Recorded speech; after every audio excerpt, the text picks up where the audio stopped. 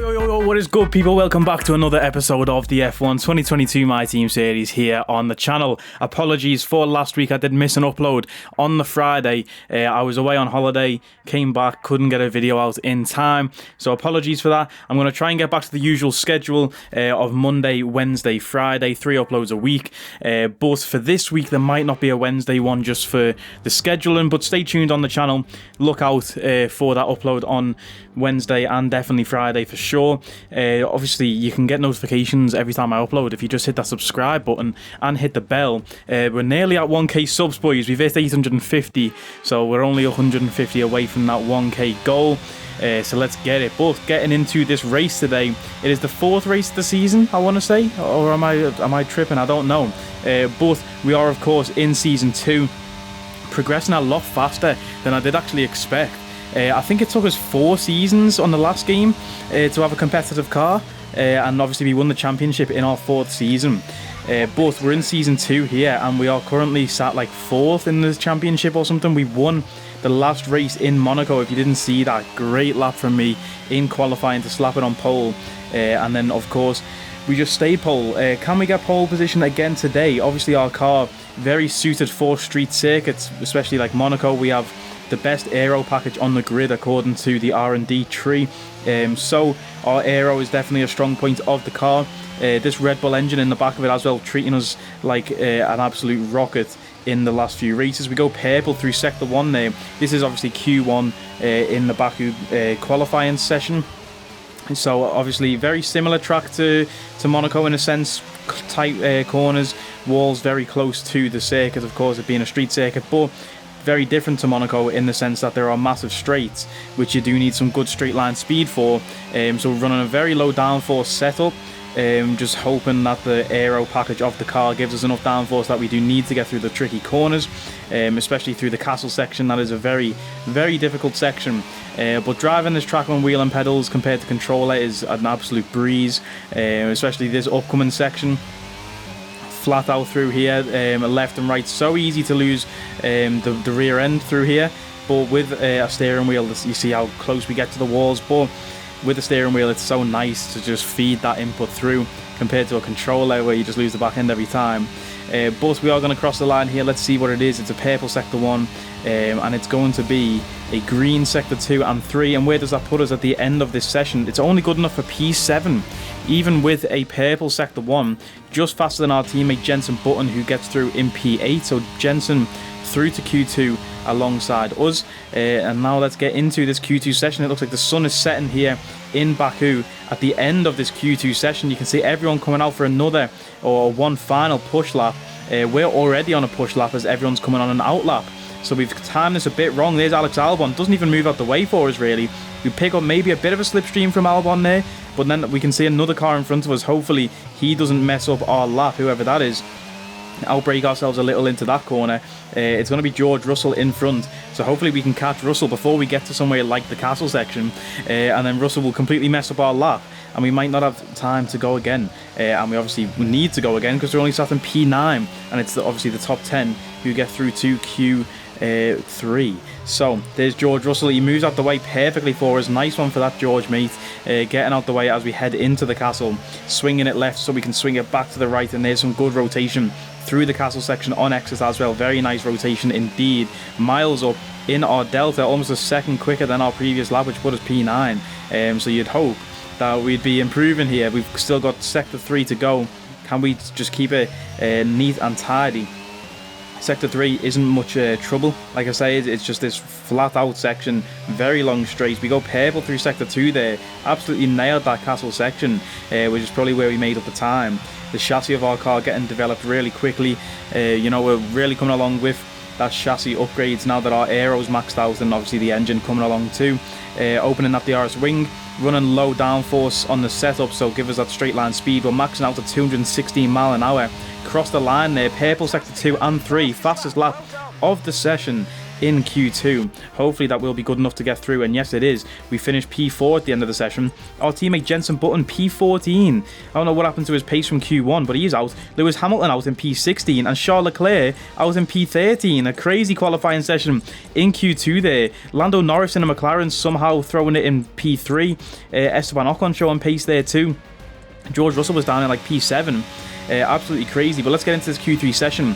And now the sun has completely gone away. Track temperature dropping significantly. You can see all these clouds. It's looking very dark. Going to struggle for grip compared to those last two sessions. So let's get into it. We only have one lap here in Q3 because of those conditions that I've just mentioned. Braking at the 100 meter board for turn 1, 75 for turn 2. Kissing the apex on the inside of that curb.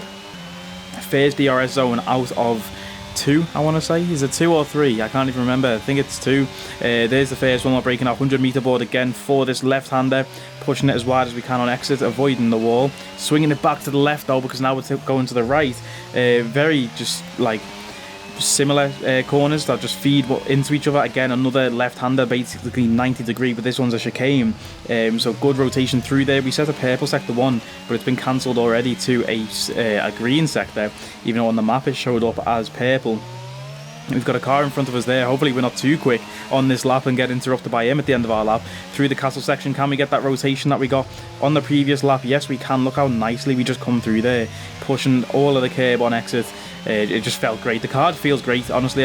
Like I said, the car developed so fast compared to what I expected. Literally, season 1, it was trash. And then I'm coming into season 2, and it just feels good. Monaco, Baku, maybe it's just because of the street circuit and the aero package we have.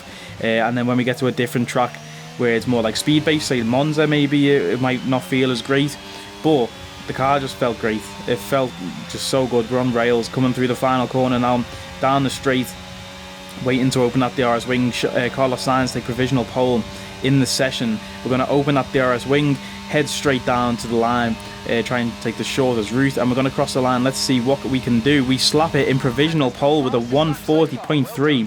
3 green sectors, no purples, but still fastest lap of the session and provisional pole. Let's get to the end of the session. Can we keep that provisional pole? Yes, we can. It's not provisional anymore. We are on pole position 2 weeks in a row. Street circuits are just key for us. Max Verstappen starting alongside us on the front row. Carlos Sainz behind him, and Lando Norris in P4. Let's get into this race, see where we can finish. And a warm welcome to you from Azadlik Square, heart of Baku, and home, of course, to the Azerbaijan Grand Prix. With high speeds, tight corners and few runoff zones, many are expecting a safety car here today. So our drivers will have to stay very much on their toes and hopefully out of the barriers. With 20 turns and a length of 3.7 miles, Baku City Circuit in the heart of the Azerbaijan capital is a real test of a driver's endurance, patience and precision. 90-degree corners through Sector 1 lead into a tightening uphill sprint as we start to circle around the old city. Then a 1.4-mile chase flat out through Sector 3 towards the finish line. Let's run you through the driver grid order for today's exciting race. It's the owner-driver then in pole position, edging out Max Verstappen, who'll start from P2. As we continue through the rest of the grid today, we have Sainz, Norris, George Russell and Perez, Stroll, Ticktum, Ocon and Mick Schumacher, Tsunoda, Albon, Charles Leclerc and Button, Fernando Alonso, Hamilton, Robert Schwartzman and Pierre Gasly, Joe, Magnussen, Vettel and Nicholas Latifi. And now it's time to head down to the track. And with me as usual is Anthony Davidson. Let's have a chat about Fernando Alonso. That was a great podium in the last race. Can they keep that momentum going this weekend? There are never any guarantees in this business, but certainly the performance last time out would have boosted their confidence coming into this one. There we go then, starting pole in Baku. Can we turn pole position into a win like we did in the last race in Monaco? One-stop strategy, and let's get it. I haven't raced for a while because I've been away, and there's the formation lap. The green lights go out and I forget that I'm on pole and I need to lead the pack. So Verstappen takes off Of course, he won't stay in P1 because it still says 2 above his name, and it will reform towards the end. But trying to get some heat into those tyres, nearly drop it on the formation lap there after catch the car. Need to calm myself down getting into this race. I haven't raced for a while. Like I say, it's been like 2 weeks or something before, or since I've been behind the wheel.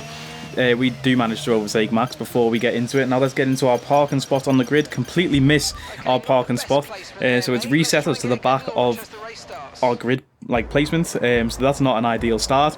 But let's get into this race. It is 5 red lights here in Baku, and it is lights out and away we go. Bit of wheel spin from Max Verstappen there, but it's a great start from Max. He's alongside us. He's probably ahead into turn 1. We have the outside line for turn 1. 3 wide behind us, Norris, Sainz and Perez. Norris comes out ahead in P3 there. We managed to stay ahead of Max, covering off the inside for turn 2. So Max can't send one up the inside, but we go slow, compromise our own line through there, and Verstappen launches out to turn 2 and takes the lead of the race.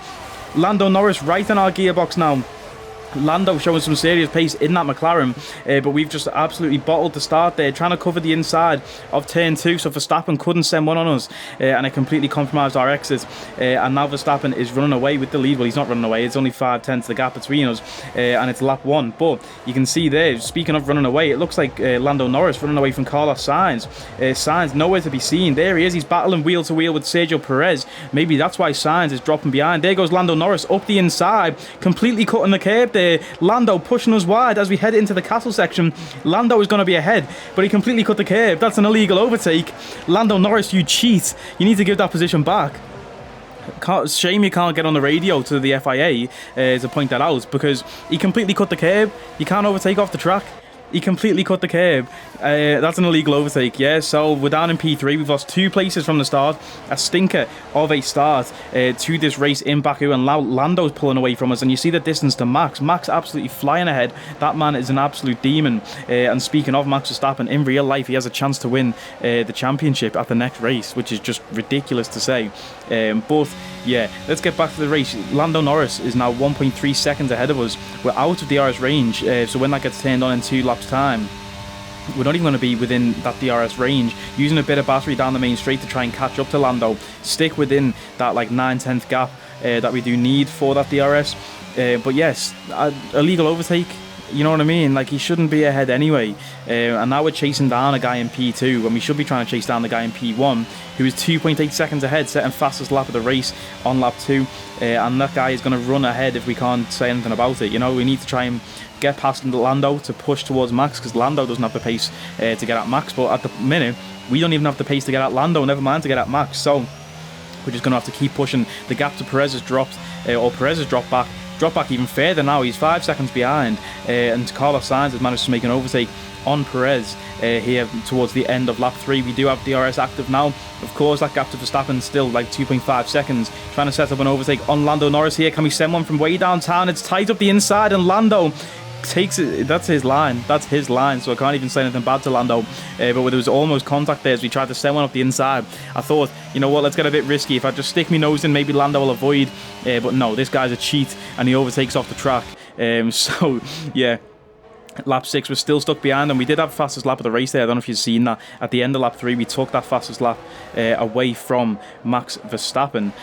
So we're still chasing down Lando. Can we try and get past him? We're a lot closer to him than he is to Max. And then Carlos in P4, completely just missing. Sergio Perez has dropped all the way back to P8. I wonder if he's had to take a pit stop, new front wing or something, that damage off that battle with Sainz maybe. Lance Stroll running in P5 in an AlphaTauri. That is a crazy place for Lance Stroll to be. But lap 8 still stuck behind Lando, and there's late on the brakes from us. We're right on the gearbox of Lando Norris as we head towards the end of lap 8. Coming through sector 3 now, you can see back out onto this straight. Who has the better straight line speed? That Mercedes has had some serious power unit upgrades. The Mercedes straight line speed is ridiculous, and you'll see that when we do check out the vehicle comparison chart later on in the video. But down into turn 1, we managed to pass Lando before the braking zone. We don't even have to try and go late on the brakes. We managed to get past him with that straight line speed using DRS and battery. We now have 12% battery charge. You need to try and save some of that up. We don't even have any left to defend as we outbrake ourselves for turn 2, almost going to the wall. But You can see 10% battery we're trying to use to defend against Lando, because he's got DRS down this straight here, or maybe he doesn't. It doesn't look like his front wing was open there, or rear wing was open. Obviously not his front wing. Round the outside goes Lando. I get a bit defensive, elbows out, make him slow down because he's a cheat and he overtook us off the track on lap 1, so we're not having any of that. So we stay ahead. The gap to Verstappen though, 3.7 seconds. Verstappen running away with the lead here unless we can say anything about it or do anything about it. And I'm thinking towards strategy now. Is there a strategy we can run to try and catch Verstappen? Who knows? End of lap 9 now, 4.8 seconds. Maybe there's nothing we can do to catch this guy, unless we like plant a claymore or something on the finish line and try and catch him. But yeah, our battery charge, I've spoke about this before, spoke about it in Jeddah in the second race of the season.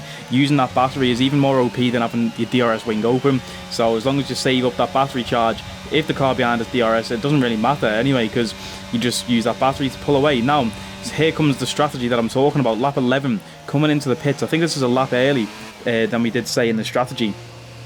But we come into the pits, Max stays out. That's why we did come in. I thought I'll go with the undercut. Max stays out, Carlos stays out. Carlos has actually got past Lando now. Them two are fighting. And Lando stays out as well as Carlos. So the top 3 have stayed out. We have gone with an undercut strategy. 2.4 seconds on the pit stop, not bad at all. Can we come out ahead of Dan Ticktum, the man in P7? We are going to come out in P6 here after our pit stop. Will the undercut work? We've come in for fresh rubber. Was struggling a little bit with rear grip towards the end of that first stint on the mediums, but you know, like I mentioned at every single race, hard tyres very hard to warm up. So I'm weaving on the straight, and there's Dan Ticktum right behind us. I didn't even think about that, and we outbrake ourselves. Look at the understeer coming through on these cold hard tyres, but weaving on the straight is obviously a dangerous thing to do anyway, and we were doing it with Dan Ticktum behind us. We should have got like a warning for that, but obviously that's not a feature in the game, so it apparently is giving places back that you illegally took. That's not a feature in the game either. Lando Norris, I'm talking to you, but yeah, trying to get some heat into these tyres. The rear's warming up a lot quicker than the front, just spinning the back end as we come through these corners. Maybe that's why the tyre wear was so high. But has the undercut worked? Let's find out as we head towards turn 1. We come through, we pass Ocon and Stroll in the pits. Lando Norris, we're going to pass him, but Carlos Sainz comes out ahead. Sainz comes out ahead in P2, and Lando comes out behind, so we've actually lost a place going with that undercut strategy. And Max Verstappen, who was 5 seconds ahead, is now 8 seconds ahead. We lost 3 seconds to Max Verstappen. Like what? We lost 3 seconds to Max Verstappen going with an undercut strategy. Absolute stinker.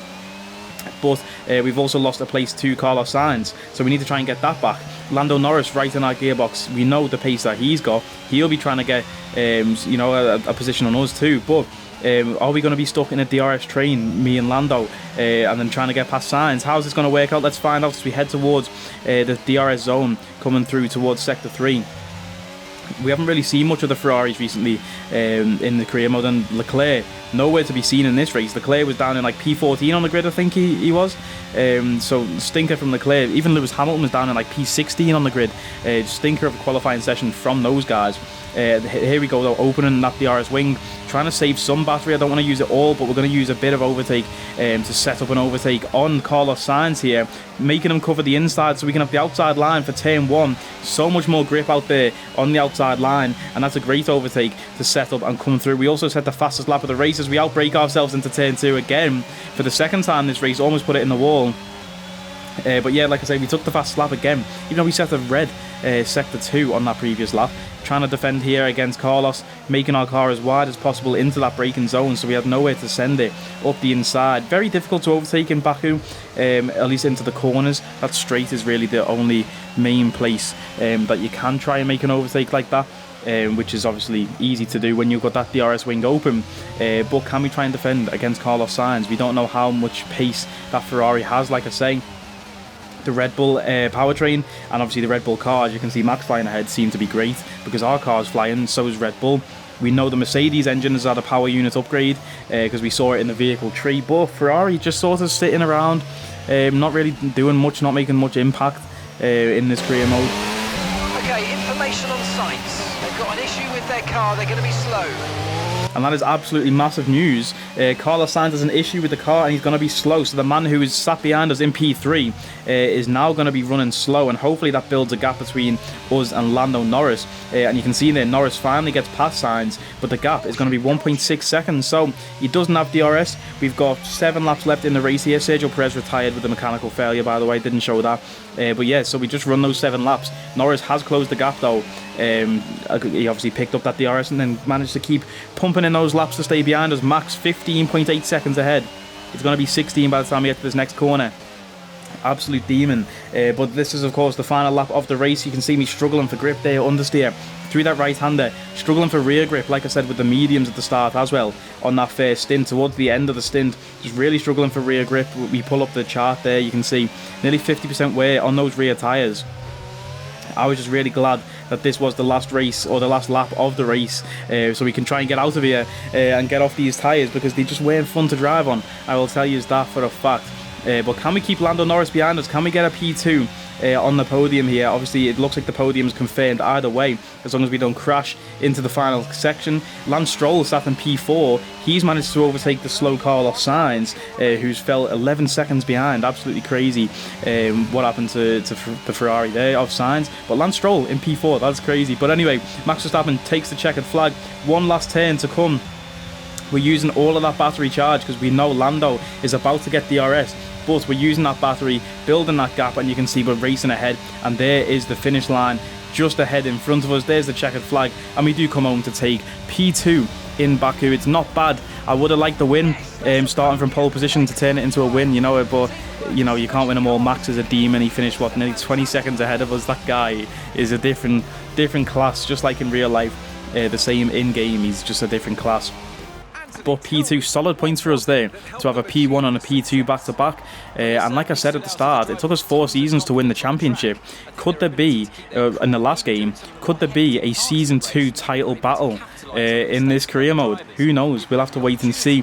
Don't want to get too ahead of myself. You know, we were only like 4 races in to the season, so let's not get ahead of ourselves, like I say. But standing on the podium next to that man Max Verstappen, Lando taking 3rd place.